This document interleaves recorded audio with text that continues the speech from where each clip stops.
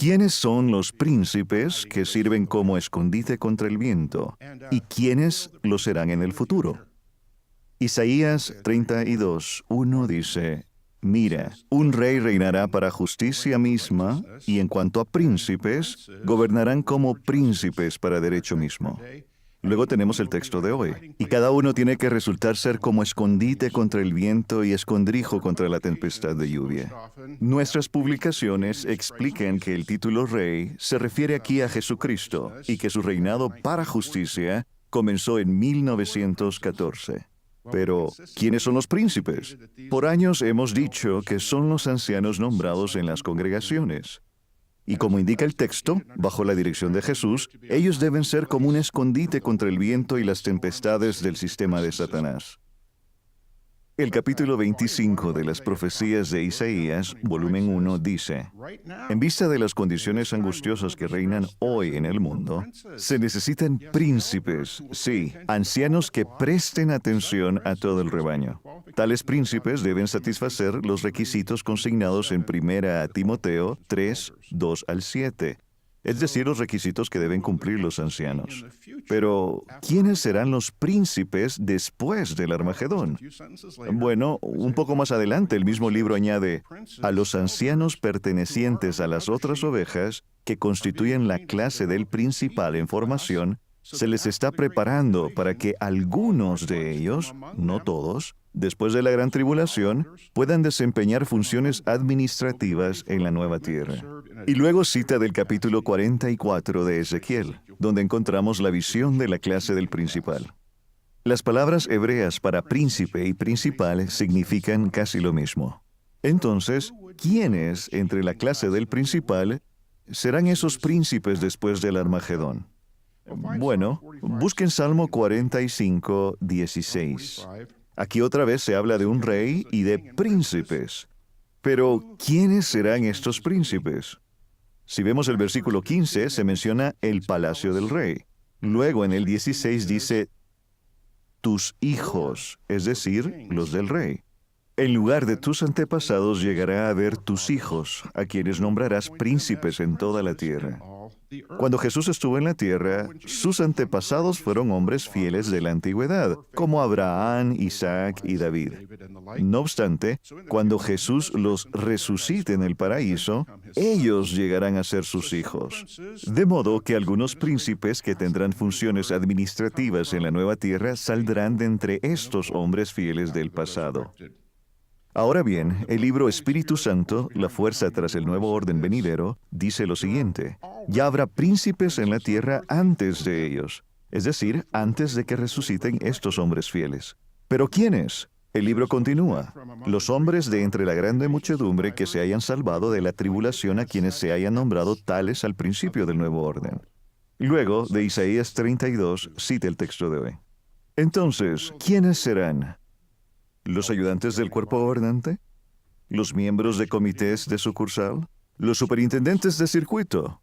¿Se fijaron que Salmo 45, 16 dice: a quienes nombrarás príncipes?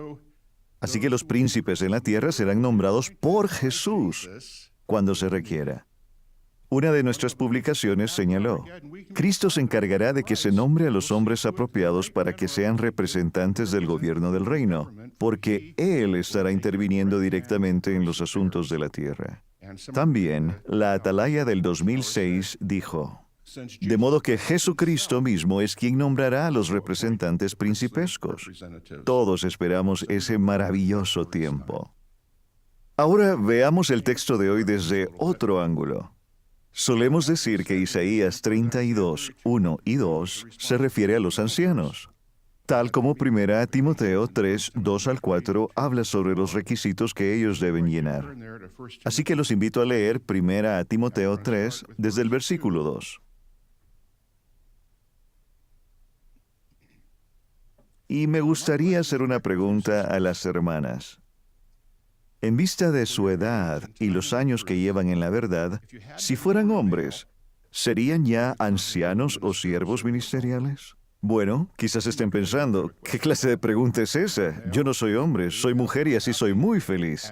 1 Timoteo capítulo 3 no se escribió para mí. En realidad, cuando leemos ese texto, podemos ver que los requisitos que se enlistan son cualidades básicas de todo cristiano, no solo de los varones.